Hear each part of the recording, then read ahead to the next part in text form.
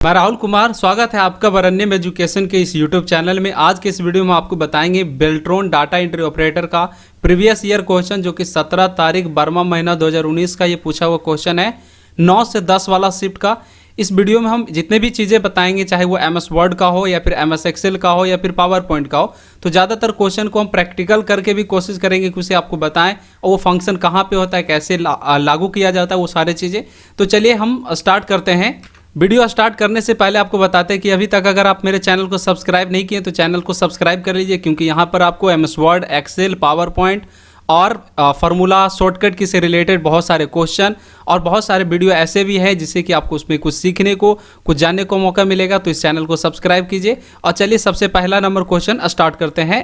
सबसे पहला क्वेश्चन यह है कि एक नया खाली MS power point 2016 presentation default रूप से डैश डैश स्लाइडों के साथ खुलता है। वो एक स्लाइड होता है जो पावर पॉइंट में जब आप ओपन करते हैं तो बाय डिफ़ॉल्ट क्या होता है, एक प्रेजेंटेशन ओपन होता है और उसमें आप बहुत सारे चीज़ें चेंजिंग कर सकते हैं, यहाँ पर से कुछ लिख सकते हैं, या एक तो बाय डिफ़ॉल्ट स्लाइड आपके साथ ओपन हुआ और इसके अलावा और भी स्लाइड आपको क्रिएट करना है, बनाना है। तो यहाँ पर देख सकते हैं कि न्यू स्लाइड का ऑप्शन रहता है। आप इस पर क्लिक करेंगे तो यहाँ पे अलग अलग प्रकार के स्लाइड का ऑप्शन मिलेगा। आप जिस भी प्रकार के स्लाइड को सेलेक्ट करेंगे उस तरह का स्लाइड क्रिएट हो जाएगा। तो MS पावर पॉइंट में बाय डिफ़ॉल्ट रूप से एक स्लाइड क्रिएट होता है। उसके बाद फिर क्वेश्चन नंबर 2 है कि इनमें से कौन सा चिन्ह यानी कि सिंबल एक ईमेल के पते को 2 भागों में बांटता है, अलग करता है। तो @ ऑफ जो सिंबल होता है उसका इस्तेमाल होता है कि ईमेल आईडी जब आप लिखते हैं, जैसे सपोज कीजिए कि कुछ ईमेल आईडी abcd@gmail.com, तो जो ABCD है ये यूज़र का नाम है, जो यूज़र अपना आईडी क्रिएट किया है, और @ ऑफ जो gmail.com लिखाया है वो किसका कंपनी का नाम है, जीमेल कंपनी जो है उसका नाम है। तो वो 2 अलग अलग भाग में बांटने का काम करता है @ ऑफ सिंबल। उसके बाद फिर क्वेश्चन नंबर 3 है कि विंडो XP में एक्सेस सेंटर डैश डैश में होता है। तो एक्सेस सेंटर में जो है नोटिफिकेशन में होता है विंडो XP के अंदर। उसके बाद फिर क्वेश्चन नंबर 4 है कि सोर्स प्रोग्राम क्या है। तो सोर्स प्रोग्राम जो है HLL है, यानी कि HLL का मतलब हो गया हाई लेवल लैंग्वेज होता है, जो कि प्रोग्राम या कि प्रोग्रामिंग लैंग्वेज है जो मशीन लेवल भाषा में लिखा हुआ होता है।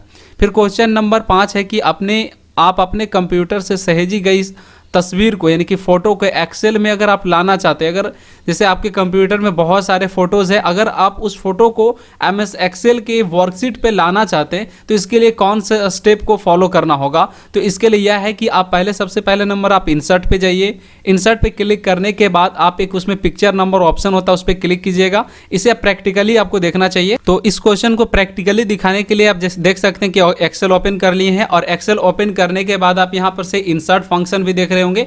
इंसर्ट फंक्शन पे जब आप क्लिक कीजिएगा तो इसमें बहुत सारे टूल्स ओपन होगा, इसे रिबन के नाम से कहते हैं। तो सबसे पहले यह है कि इंसर्ट पे क्लिक कीजिए, उसके बाद पिक्चर नाम का जो ऑप्शन है उस पर क्लिक कीजिए। आप जब पिक्चर वाले ऑप्शन पे क्लिक करेंगे तो आपके कंप्यूटर के जितने भी प्रोग्राम होते हैं, जितने भी जगह होते हैं जहाँ पर आप फाइल को स्टोर करके रखते हैं अपने पिक्चर को, फाइल को, तो सारे एड्रेस ओपन होता है। और उसमें से किसी भी पिक्चर को अगर आप लाना चाहते हैं अपने वर्कशीट में तो आप उस पिक्चर पे क्लिक कीजिए इस तरह से, और यहाँ से इंसर्ट वाला फंक्शन पे क्लिक कीजिएगा तो पिक्चर क्या होगा आप अपने वर्कशीट पे ला सकते हैं। जैसे क्लिक कर दिए तो वो पिक्चर क्या हो गया, इस वर्कशीट में आ गया इस तरह से। तो जब भी आपको भी कोई भी पिक्चर लाना होगा तो सबसे पहले नंबर आप इंसर्ट पे क्लिक कीजिएगा, उसमें पिक्चर नाम का एक ऑप्शन होता है उसको सेलेक्ट कीजिएगा। सेलेक्ट करने के बाद जो भी पिक्चर है उसको सेलेक्ट करके फिर से इंसर्ट वाला ऑप्शन पे क्लिक कर दीजिए। तो जो आपके कंप्यूटर में PC के अंदर, ये PC यानी पर्सनल कंप्यूटर जो होता है उसमें जो फोटोज़ है तो वो क्या होगा वर्कशीट पे आ जाएगा। फिर क्वेश्चन नंबर 5 है कि MS वर्ड में डैश डैश विकल्प आपको पैराग्राफ को दाएं या फिर बाएं तरफ मार्जिन को मतलब इंडेंट करने की अनुमति देता है। तो इसे कहते हैं इंडेक्स के नाम से इसे जाना जाता है। और ये ऑप्शन जो होता है इंडेक्स या फिर इंडेंट आपको जब भी सेट करना होगा तो इसके लिए 2 ऑप्शन है। तो पहला तो यह है कि आप होम पे क्लिक कीजिए, पैराग्राफ ग्रुप में आप यहाँ पर से देख सकते हैं कि इंक्रीज इंडेंट और डिक्रीज इंडेंट का ऑप्शन होता है। दूसरा है कि पेज लेआउट पे क्लिक कीजिए। पेज लेआउट पे जब क्लिक करेंगे तो यहाँ पे देखेंगे पैराग्राफ नाम का ऑप्शन रहेगा, आप यहाँ पर से भी इंक्रीज इंडेंट और डिक्रीज इंडेंट कर सकते हैं। एक चीज़ और यहाँ पर से क्वेश्चन बनता है कि जैसे होम में यहाँ पर भी पैराग्राफ ग्रुप होता है और पेज लेआउट में भी होता है। तो एमएस वर्ड में ये भी क्वेश्चन आता है कि एमएस वर्ड में होम पैराग्राफ ग्रुप के अलावा और कौन से मेन्यू में पैराग्राफ ग्रुप नाम का ऑप्शन होता है, तो वो पेज लेआउट में होता है। तो ये जो आप देख रहे थे इंडेंट नाम का ऑप्शन जो था वो होम ग्रुप में भी होता है और पेज लेआउट ग्रुप में भी होता है। तो आप दोनों में से किसी भी जगह पर से जाके सेट कर सकते हैं। फिर क्वेश्चन नंबर 7 है कि डैश डैश आपके द्वारा संग्रहित की गई सामग्री को, यानी जो कलेक्शन किया हुआ डाटा है उसको होते हैं आसानी से आप उसे डेस्कटॉप पे सर्च फंक्शन के माध्यम से एक्सेस कर सकते हैं। तो उसके लिए हम लोग क्या बोलते हैं, इसे लाइब्रेरीज बोला जाता है। उसके बाद फिर क्वेश्चन नंबर 8 है कि उपयोगकर्ता यानी कि जो यूज़र होता है उनको मॉनिटर पे जो प्राप्त होते जो भी चीज़ें प्राप्त होती है, जैसे अगर हम जो इंस्ट्रक्शन कंप्यूटर में डाल रहे हैं और जो यहाँ पे कंप्यूटर के मॉनिटर पे इंस्ट्रक्शन वो हम लोग को दिखाई पड़ रहा है या फिर चीज़ जो प्राप्त हो रहा है उसे क्या कहा जाता है, तो उसे सॉफ्ट कॉपी कहा जाता है। यानी मॉनिटर पे जो भी चीज़ दिखाया जाता है स्क्रीन पे उसे सॉफ्ट कॉपी कहा जाता है। और उसी चीज़ को अगर प्रिंटर के जरिए प्रिंट कर दिया जाता है, जैसे एक फोटो बनाए हैं और उस फोटो को आप प्रिंट कर दिए, तो जब प्रिंटर के द्वारा कोई भी डिवाइस जो प्रिंट हो जाता है उसे हार्ड कॉपी कहा जाता है। तो ये भी क्वेश्चन आता है कई बार सॉफ्ट कॉपी और हार्ड कॉपी से कि अगर कोई भी चीज़ें हैं जैसे सॉफ्ट कॉपी है तो उसको हार्ड कॉपी में कन्वर्ट करने का कौन से डिवाइस का इस्तेमाल किया जाएगा। तो soft copy to hard copy convert करने के लिए प्रिंटर का इस्तेमाल किया जाता है। और अगर मान लिया जाए सॉफ्ट कॉपी से तो हार्ड कॉपी के लिए प्रिंटर, अगर हार्ड कॉपी कोई भी चीज़ है और उसको सॉफ्ट कॉपी में कन्वर्ट करना है तो उसके लिए स्कैनर कैमरा दोनों चीज़ का इस्तेमाल होता है। क्योंकि आप स्कैनर से भी कोई भी डाटा को कलेक्ट करके कंप्यूटर के अंदर वो इंस्ट्रक्शन को भेजते हैं और जो आप कैमरा होता है उससे अंदर से भी कोई भी चीज़ों को कैप्चर करके आप कंप्यूटर के अंदर रख सकते हैं। तो दो चीज़ें जो होती हैं मेन रूप से होता है, बाकी कीबोर्ड और माउस भी होता है इंस्ट्रक्शन देने के लिए। उसके बाद फिर अगला जो क्वेश्चन है 9 नंबर है कि आपके द्वारा उपयोग किए जाने वाले पासवर्ड, यानी कि जो भी हम कंप्यूटर में पासवर्ड लगाते हैं उस पासवर्ड की लंबाई और चौड़ाई जो भी होता है वो चाहे उसमें संख्या कोई नंबर लिखिए या फिर कोई भी अल्फ़ाबेट लिखिए, उसका ये नहीं है कि एक लिमिट नहीं है कि आपके पास वहाँ पर से बताया जा रहा है, आपके साथ वो लिमिट नहीं है, फिर प्रतिबंध नहीं है कि आप नंबर ही लगाइए या फिर एक अल्फ़ाबेट लगाइए, ऐसा कुछ नहीं है। आप 5 की जगह 10 कैरेक्टर की भी रख सकते हैं। लेकिन हाँ, उस पासवर्ड को फिल करने का एक क्राइटेरिया होता है कि हाँ इसमें आप 10 मैक्सिमम 10 कैरेक्टर तक ही फिल कर सकते हैं। उस 10 कैरेक्टर में जो भी चीज़ आप फिल कीजिए उससे इसमें कोई भी प्रतिबंध नहीं है। लेकिन फिर भी ये जो पासवर्ड वाला केस होता है ये एक बहुत केस सेंसिटिव केस होता है। उसके बाद फिर क्वेश्चन नंबर 10 है कि इनमें से कौन से यूटिलिटीज़ प्रोग्राम का हिस्सा नहीं है। यूटिलिटीज़ जो होता है वायरस को स्कैन करने वाला डिवाइस बनाता है।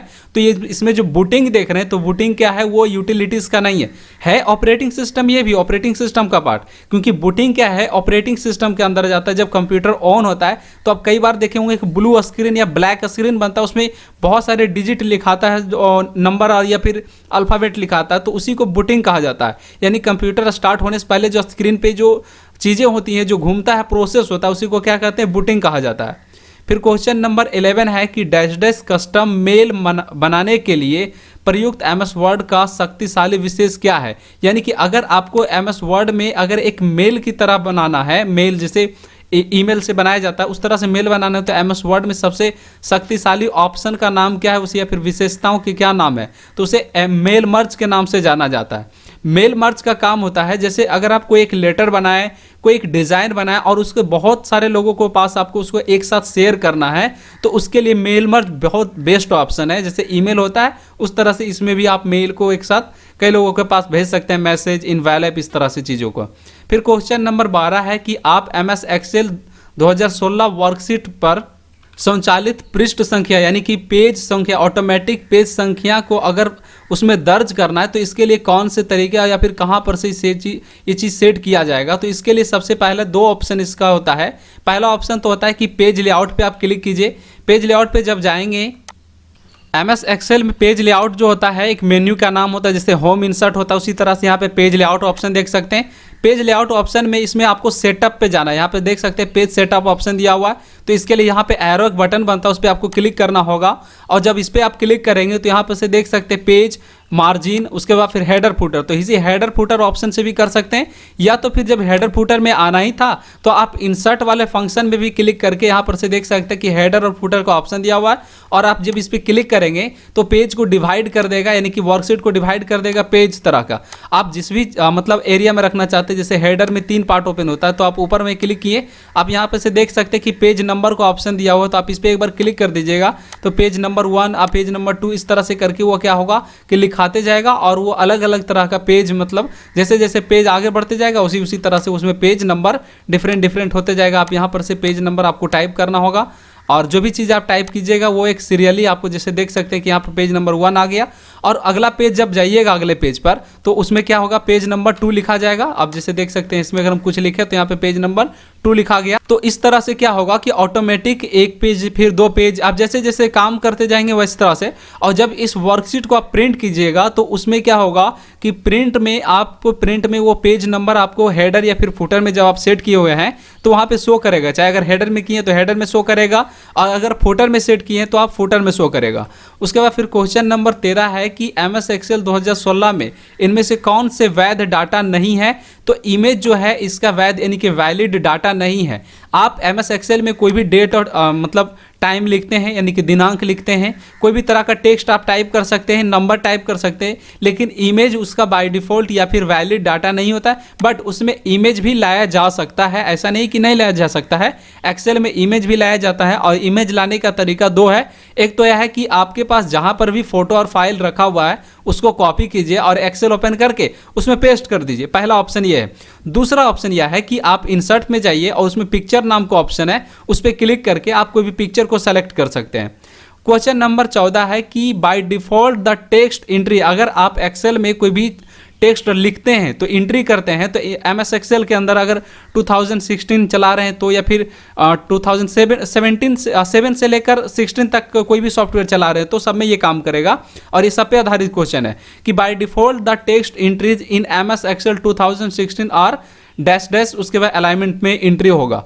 तो आप अगर इसे प्रैक्टिकली देखना चाहते हैं तो आप देखिए स्क्रीन पे, तो आप एक्सेल ओपन कर लीजिएगा, और एक्सेल ओपन करने के बाद करना क्या है कि जिस भी सेल में अगर आप कुछ टेक्स्ट के तौर पे लिखते हैं, फॉर एग्जांपल कि हम यहाँ पर से ABCD लिख दिए और लिखे हैं, तो आप देख सकते हैं कि अगर हम इस रो का हाइट बढ़ाते हैं तो इस रो में क्या होता है, वो सेल के बॉटम यानी नीचे है और सेल के लेफ्ट साइड शो करता है। और बाकी चीज़ों को फिर ऐसा नहीं कि यहीं पर रहेगा, हम चाहेंगे तो इसे एडिट कर सकते हैं, जैसे सेल यहाँ पे लेफ्ट साइड में है, डाउन में है, तो हम चाहेंगे सेंटर में कर सकते हैं। इस तरह से फंक्शन को बदल सकते हैं, लेकिन इसका आंसर क्या होगा कि बॉटम में लेफ्ट की ओर वो टेक्स्ट अलाइनमेंट में एंट्री होता है बाय डिफ़ॉल्ट, और उसे फिर बाद में कस्टमाइज भी किया जा सकता है। फिर क्वेश्चन नंबर 15 है कि MS वर्ड में केवल पहली रो को छोड़कर इसके नीचे जितने भी रो होते हैं वो चाहते हैं कि वह मूव करे, हस्तांतरित होता रहे, तो उसके लिए हम लोग हैंगिंग इंडेंट का इस्तेमाल करते हैं। तो हस्तांतरित करने के लिए इसे क्या कहा जाता है, हैंगिंग इंडेंट कहा जाता है। फिर क्वेश्चन नंबर 16 है कि MS वर्ड में जो टेक्स्ट होता है, जो आप चीज़ें लिखते हैं, तो टेक्स्ट के किसी भी गुण को बदलने के लिए, गुण को बदलने के तौर पे यह आ गया कि जैसे आप कुछ लिखें और उसका कलर बदलना है, फॉर एग्जांपल उसे बोल्ड करना है, इटैलिक करना है, अंडरलाइन करना है, इस तरह का किसी भी तरह का गुण बदलने के लिए उस टेक्स्ट पहले सेलेक्ट होना चाहिए। और ये MS Word, Excel, PowerPoint सब में एक जैसा होता है कि अगर जिस भी वर्ड में या फिर जिस भी टेक्स्ट में या फिर नंबर में आप किसी भी तरह का बदलाव लाना चाहते हैं उसके फॉर्मेटिंग में, उसका स्टाइल में, तो उससे पहले ये जरूरी है कि वो जो फॉन्ट है, वो भी जो टेक्स्ट है वो सेलेक्टेड होना चाहिए। अगर सेलेक्टेड नहीं है तो वो बदलाव नहीं होगा। फिर क्वेश्चन नंबर 17 है, 17 नंबर क्वेश्चन यह है कि एक स्कूल के कंप्यूटर क्लब बॉयड्स अनक्लिबल्स के तहत, यानी उसमें कुछ सदस्य हैं जो कि एक स्प्रेडशीट का उपयोग करना चाहते हैं, यूज़ करके उसमें कुछ अपने वार्षिक अंतर स्कूल के जो सहयोग पाठी हैं, जो फ्रेंड्स हैं, जो दोस्तें हैं, उनको सभी को प्रतिभागी के लिए उसे भागीदार बनाना चाहते हैं, उसके लिए एक लेटर बनाना चाहते हैं, जिसे आप प्रमाण पत्र के तौर पे कह सकते हैं। तो प्रमाण पत्र जब बनाते हैं तो उसे दोस्तों के साथ या फिर जो भी उसमें भागीदारी लिए हैं उनके पास उसे शेयर करना चाहते हैं। तो शेयर करने के लिए जिसमें कि जो लोग आयोजन में शामिल हुए हैं उनके पास वो सारा जो लेटर है और उस जो स्टूडेंट लोग उसमें शामिल हुए हैं उस आयोजन में, उसके सारा इन्फॉर्मेशन यानी कि विवरण उसमें दर्ज किया गया है। अब ये सारे चीज़ों को अगर एक साथ जितने भी लोग उसमें भाग लिए हैं, उन लोगों के साथ अगर हम लोग शेयर करना चाहें, एक साथ उन लोग के साथ भेजना चाहें ये इन्फॉर्मेशन को, तो उसके लिए एमएस ऑफिस का कौन से जो पार्ट होता है या फिर कौन से भाग या फिर कौन से एप्लीकेशन का इस्तेमाल करके हम लोग एक साथ उन लोग के पास ये सारा इन्फॉर्मेशन या फिर कहिए कि जो डाटा है वो भेज सकते हैं। तो मेल मर्ज ऑप्शन जो होता है इसका इस्तेमाल करके ज़्यादातर, जैसे अगर कोई आप मैसेज बनाए हैं, कोई लेटर बनाए हैं और उसके बहुत सारे लोगों के पास एक साथ शेयर करना चाहते हैं, तो लेकिन जिस लोग के पास आप शेयर करना चाहते हैं उन लोग का डेट होना चाहिए, मतलब एक इन्फॉर्मेशन होना चाहिए, जैसे वो किस डेट में आना चाहते हैं या फिर कब आपको वहाँ पे उनको बुलाना चाहते हैं, या फिर उसमें जो भी तरह का विवरण आप डालना चाहते हैं या फिर जो भी इन्फॉर्मेशन डालना चाहते हैं वो आप डाल दीजिए। और उनके पास भेजने के लिए आप सोर्स डाल दीजिए, जैसे ईमेल आईडी हो गया, नंबर हो गया, इस तरह की चीज़ों को डाल दीजिए। और जब आप मेल मर्ज के थ्रू भेजेंगे तो एक साथ उन लोग के पास चला जाएगा। और मेल मर्ज जो ऑप्शन होता है ये एमएस वर्ड का होता है। फिर क्वेश्चन नंबर 18 है कि सबसे निचली स्लाइड से पहली स्लाइड पर जाने के लिए कीबोर्ड पर कौन सी बटन प्रेस किया जाता है? तो होम बटन। जैसे अगर सबसे निचले में, तो अगर पहले में जाना है तो उसके लिए होम बटन प्रेस करेंगे, तो अगर नीचे से तो अपर की ओर चले जाएंगे। फिर क्वेश्चन नंबर 19 है कि डैश एक सॉफ्टवेयर पैकेज है जो chart, graph, slide, hand out आदि उपयोग जैसे प्रेजेंटेशन प्रदान करती है, तो उसे कहते हैं पावर पॉइंट। अब इसमें देखिएगा कि ग्राफ कैसे होता है, चार्ट कहाँ पे होता है, हैंड आउट कहाँ पे होता है, पावर पॉइंट में वो आपको प्रैक्टिकली दिखाते हैं। तो जब आपको ग्राफ, चार्ट ये सारा चीज देखना है तो आपको सबसे पहले एमएस पावर पॉइंट ओपन कर लीजिए। उसके बाद इंसर्ट फंक्शन में आप देख सकते हैं यहाँ पर से शेप बनाने का, तो शेप बना के हम इसे 3D में कर सकते हैं, इसे ग्राफ कर सकते हैं, स्मार्ट आर्ट, चार्ट ग्राफ हो गया, इस प्रकार से ऑप्शन होते हैं। और हैंड आउट जो ऑप्शन होता है वो व्यू सबसे लास्ट में होता है, जो व्यू आउट, यहाँ पर से देख सकते हैं कि हैंड आउट मास्टर को ऑप्शन दिया हुआ, जिसमें कि स्लाइड के अलग अलग तरीके के डिजाइन और उसके थीम्स को आप यहाँ पर से चेंज कर सकते हैं और इसमें लगा भी सकते हैं। और स्लाइड कैसा होना चाहिए, उसका ओरिएंटेशन कैसा होना चाहिए, ये सारी चीज़ें कर सकते हैं। तो ये सब काम करने के लिए और प्रेजेंटेशन बनाने के लिए सबसे उपयोग या फिर सबसे यूजफुल जो सॉफ्टवेयर होता है उसे हम लोग कहते हैं पावर पॉइंट सॉफ्टवेयर। फिर क्वेश्चन नंबर 20 है कि एमएस वर्ड में मेल मर्ज का उपयोग करते समय डैश डेटा सोर्स को व्यक्तिगत यानी कि इंडिविजुअल आइटम्स को पहचान करना है, तो उसके लिए इंसर्ट मर्ज फील्ड पे क्लिक करना होगा। मर्ज फील्ड एमएस वर्ड में मर्ज इन सेंटर पे कहाँ पे होता है वो चीज़ को आपको दिखाते हैं। तो जब आप एमएस वर्ड ओपन कीजिएगा तो इसमें देखिएगा कि मेलिंग नाम का एक ऊपर में मेन्यू होता है, उस मेन्यू पे आप क्लिक करेंगे तो जहाँ पे आप कर्सर देख रहे होंगे यहाँ पर से दिया हुआ ऑप्शन को है कि आपको फील्ड को अलग तरह से इंसर्ट कर सकते हैं। जैसे ये अभी तो हाईलाइट नहीं है क्योंकि इसमें एंट्री नहीं किया हुआ है, अगर एंट्री कर देंगे तो ये हाईलाइट हो जाएगा और यहाँ पर से देख सकते हैं कि लिखा हुआ है इंसर्ट मर्ज फील्ड। अब इसी फील्ड से क्या है कि चीज़ को फील्ड क्या होता है वो आप समझिए। जैसे कि अगर इन्फॉर्मेशन के तौर पे लिखे name, father's name, contact number, address, तो ये क्या हो गया, मर्ज का फील्ड है और उसके अनुसार से आप डाटा को इंटर करते हैं। फिर क्वेश्चन नंबर 21 है कि एमएस एक्सेल में आपके दो तरीके अर्थात फॉर्मेटिंग डैश या फॉर्मेट सेल डायलॉग बॉक्स में किसी एक का उपयोग अकेले सेलों को फॉर्मेट करने का अनुमति देता है, तो उसे हम लोग कहते हैं टूल बार। आप किसी भी दो या फिर दो से अधिक या फिर किसी भी तरह का फॉर्मेटिंग करने के लिए आप टूल बार का इस्तेमाल करते हैं एमएस एक्सेल के अंदर। फिर क्वेश्चन नंबर 22 है कि डैश अभिप्राय असंगठित डेटा का उपयोगकर्ता का निर्देश से, तो जब कोई यूजर यानी कि जो कंप्यूटर चला रहा है और कंप्यूटर कोई इंस्ट्रक्शन देता है और जो इंस्ट्रक्शन कंप्यूटर में देने के बाद उस चीज़ में परिवर्तन आता है और उसी परिवर्तन को हम लोग क्या बोलते हैं, प्रोसेस बोला जाता है, कंप्यूटर के भाषा में प्रोसेसिंग कहा जाता है। जब जैसे अगर हम यहाँ पे एक टाइप किए ABCD कुछ भी टाइप किए तो वो क्या हुआ, हम एक यूज़र हैं और कंप्यूटर को इंस्ट्रक्शन दिए कीबोर्ड के जरिए कि टाइप कीजिए, और टाइप करने में जो समय लगा या फिर जो भी चीज़ें उसके दौरान हुआ उसके बीच में, तो उसी को क्या कहा जाता है, प्रोसेसिंग कहा जाता है।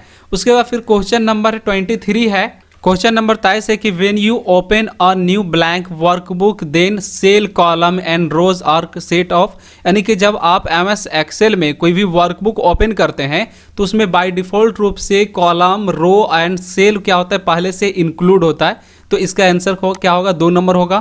फिर क्वेश्चन नंबर 24 है कि using mail merge you can also create MS Word में मेल मर्ज का उपयोग करके आप इन्वेलप, लेटर या फिर और भी कई तरीके की चीज़ों को आप क्रिएट कर सकते हैं, लेकिन उसमें वीडियो, ऑडियो, इस तरह से प्रेजेंटेशन, स्लाइड जैसे चीज़ों को उसमें आप क्रिएट नहीं कर सकते। मेल मर्ज का इस्तेमाल जैसे आप मैसेज भेजना चाहते हैं, बहुत सारे लोगों के पास लेटर भेजना चाहते हैं, इनवेलप तैयार कर सकते हैं, लेकिन उसमें वीडियो, ऑडियो और प्रेजेंटेशन जैसे चीज़ें उसमें नहीं होता है। फिर क्वेश्चन नंबर, आप इसे प्रैक्टिकली दिखा देते हैं आपको, तो आप उसके लिए एमएस वर्ड ओपन कर लिए। एमएस वर्ड ओपन करने के बाद मेलिंग पे जाइएगा और यहाँ पर से देख सकते हैं कि स्टार्ट मेल मर्ज का ऑप्शन है। आप इसमें देखिएगा कि लेटर है, ईमेल मैसेज है, इनवेलप है, लेबल्स है, डायरेक्टरी है, step by step mail merge wizard है, लेकिन उसमें ऑडियो, वीडियो या फिर प्रेजेंटेशन नाम का चीज़ उसमें कुछ भी नहीं होता है। उसके बाद फिर क्वेश्चन नंबर 25 है कि निम्नलिखित में से कौन सा उपकरण यानी कि कौन सा डिवाइस अपने आउटपुट को एक विशेष उष्मा संवेदी कागज के रूप में वो प्रदान करती है। तो उसमें कहते हैं, इसको कहते हैं थर्मल प्रिंटर जो आता है उसका इस्तेमाल करके। फिर क्वेश्चन नंबर 26 है कि एमएस वर्ड में Ctrl+C का इस्तेमाल किस चीज़ के लिए किया जाता है। तो जो भी डाटा एडिट किया हुआ, सेलेक्ट किया हुआ, उसको कॉपी करने के लिए Ctrl+C का इस्तेमाल करते हैं। फिर क्वेश्चन नंबर 27 है कि निम्नलिखित में से कौन सा वेक्टर पर आधारित ग्राफिकल प्रिंटिंग उपकरण है, यानी कि कौन सा ग्राफिकल प्रिंटिंग का डिवाइस है। तो ये प्रिंटर जो है वो मतलब कोई भी चीज़ को ग्राफिकल पे आधारित एक प्रिंटिंग डिवाइस है। फिर क्वेश्चन नंबर 28 है कि the feature which is similar to using a actual pair of scissors allow to remove text, मतलब आप किसी भी टेक्स्ट को अगर आप रिमूव करना चाहते हैं तो उसके लिए आप कौन से फीचर्स का इस्तेमाल करेंगे। फ्रॉम द डॉक्यूमेंट और टेम्पररी रिप्लेस टू कहाँ चला जाएगा, एमएस ऑफिस के क्लिपबोर्ड में।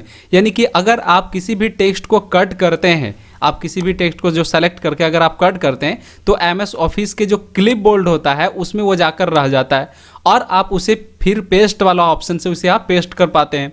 फिर क्वेश्चन नंबर 29 है कि एमएस डैश एक 29 नंबर क्वेश्चन यह है कि एक निर्दिष्ट विशेषताओं से एक सेट के साथ स्लाइड है जिसे अनस्लाइड बनाने के लिए आरंभ यानी कि बिंदु यहाँ से उपयोग किया जाता है। तो उसे कहते हैं कि स्लाइड मास्टर। स्लाइड मास्टर में उसमें बहुत सारे और भी कई तरह का स्लाइड इंसर्ट करने का या फिर कहीं क्रिएट करने का उसमें ऑप्शन होता है।